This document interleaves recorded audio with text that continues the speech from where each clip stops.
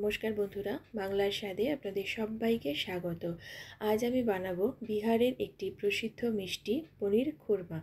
ट्रेडिशनाली এই মিষ্টিটি বানাতে অনেকক্ষণ সময় লাগে, তবে কিভাবে ঝটপট বানালে এটা খুব তাড়াতাড়ি বানিয়ে নেওয়া যাবে এবং টেস্টেরও কোনো হেরফের হবে না সেটাই আপনাদের সঙ্গে শেয়ার করছি।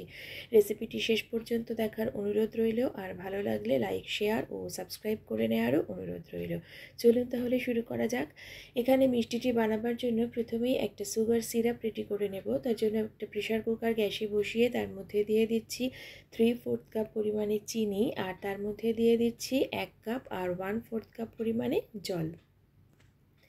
এখন গ্যাসের ফ্লেমটাকে অন করে দিয়ে একটু নাড়াচাড়া করে চিনিটাকে জলের সাথে মিশিয়ে দিয়ে এটাকে ততক্ষণ পর্যন্ত রান্না করে নেব যতক্ষণ পর্যন্ত চিনিটা ভালো করে গুলে গিয়ে এর মধ্যে একটা বয়েল না আসছে।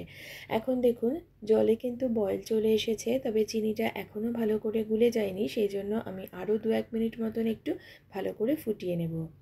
এখন দেখুন জলেও কিন্তু খুব ভালো করে ফুট ধরে গেছে, আর চিনিটাও কিন্তু সম্পূর্ণ ভালোভাবে এর মধ্যে গলে গেছে। এবারে আমি এর মধ্যে দিয়ে দিচ্ছি পনির। আমি এখানে 200 গ্রাম পরিমাণে পনির ব্যবহার করেছি, তবে পনিরগুলো একসাথে সব দেবেন না, তাতে করে জলের টেম্পারেচারটা কমে যাবে এবং পনিরগুলো এর মধ্যে মিশে যেতে পারে। তাই একটা একটা করে পনির এর মধ্যে অ্যাড করতে হবে, আর এর জন্য কিন্তু দোকান থেকে কিনে আনা পনিরই ব্যবহার করতে হবে। ঘরে বানানো নরম পনির দিয়ে এই রেসিপিটা ভালো হবে না। এবারে হালকা হাতে এই জলের সাথে পনিরগুলোকে একটু নেড়েচেড়ে দিয়ে এখন যখন চিনির রসটা খুব ভালো করে টকবগিয়ে ফুটতে শুরু করেছে, সেই সময় আমি প্রেসারের ঢাকনাটাকে বন্ধ করে দিচ্ছি এবং হাই ফ্লেমে এটাকে ততক্ষণ পর্যন্ত রান্না করে নেব যতক্ষণ এর মধ্যে কোনো প্রেসার তৈরি না হচ্ছে। প্রেসার আসার পরই আমি গ্যাসের ফ্লেমটাকে একদম লোতে রেখে দেব। এখন যখনই একটা সিটি আসার মতন অবস্থায় হবে, ঠিক সেই সময় কিন্তু গ্যাসের ফ্লেমটাকে একদম লোতে করে দিয়ে এই অবস্থাতে 30 মিনিট পর্যন্ত এটাকে রান্না করে নিতে হবে। খেয়াল রাখবেন প্রেসারে যেন সিটি তৈরি হয়, কিন্তু কোনোভাবেই যেন সিটি না পড়ে, তাহলে কিন্তু এই যে পনিরটা সেটা ভেতরে গুলে যেতে পারে। এভাবেই লো ফ্লেমে 30 মিনিট রান্না করে নিয়ে তারপর আমি ফিরে আসছি। 30 মিনিট হয়ে গেছে। এখন এটাকে খুব ভালো করে ঠান্ডা করে নিয়েছি। প্রেসারটা নর্মালি সরে যাওয়ার পর প্রেসারের ঢাকনাটাকে খুলে নিলাম। এখন দেখাচ্ছি দেখুন পনির যে পিসগুলো ছিল সেগুলোর কালারটা কিন্তু সম্পূর্ণভাবে চেঞ্জ হয়ে গেছে। এখন এই যে চিনির রসটা আছে সেটাকে আমি আরেকটুখানি গাঢ় করে নেব, কেননা এর জন্য আমাদের কিন্তু একটু গাঢ় ধরনের চিনির রসের প্রয়োজন হয়। সেই জন্য গ্যাসটাকে আবারও অন করে দিলাম এবং এখন কিন্তু মিডিয়াম ফ্লেমে রেখে এই চিনির রসটাকে একটু ভালো করে 2-3 মিনিট আমি ফুটিয়ে নিয়েছি। দেখতেই পাচ্ছেন এর মধ্যে খুব ভালো একটা বাবলস তৈরি হয়েছে রসের মধ্যে।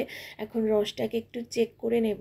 এভাবে যখন রসটাকে আমি ফেলছি তখন দেখুন শেষ যে রসটা আসছে তার মধ্যে কিন্তু একটা তার তৈরি হচ্ছে, মানে এক তারের একটা ঘন শিরা তৈরি হয়ে গেছে।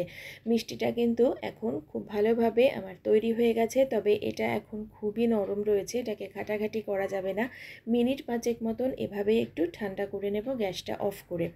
5 মিনিট মতন মিষ্টিটাকে ঠান্ডা করে নিয়ে এখন একটা বাটির ওপরে একটা স্ট্রেনার রেখে দিয়ে তার ওপরে আমি এই পনিরের টুকরোগুলোকে দিয়ে দিচ্ছি। তাতে করে এই যে পনিরের থেকে এক্সেস যে রসটা সেটা নিচের এই বাটির মধ্যে জমা হয়ে যাবে। এভাবেই আমি 2 ঘন্টার জন্য এই মিষ্টিটাকে এভাবেই ছেড়ে রাখবো। 2 ঘন্টার পরে এই যে রসটা সেটা নিচের বাটিতে জমা হলে ওপরের যে ছানাগুলো সেগুলো কিন্তু একদম ঝরঝরে তৈরি হয়ে যাবে। আর এই অবস্থাতে মিষ্টিটা আপনারা কোনো এয়ারটাইট কন্টেনারের মধ্যে ভরে রেখে দিলে এটা কিন্তু 15 দিন পর্যন্ত ফ্রিজে রেখে খুব ভালোভাবে খাওয়া যায়। তৈরি হয়ে গেল বিহারের বিখ্যাত মিষ্টি পনির খুরমা। রেসিপিটি আপনাদের কেমন লাগলো আমাকে কমেন্ট করে জানাবেন এবং আমার ভিডিওটি শেষ পর্যন্ত দেখার জন্য আপনাদের সকলকে জানাই অসংখ্য ধন্যবাদ।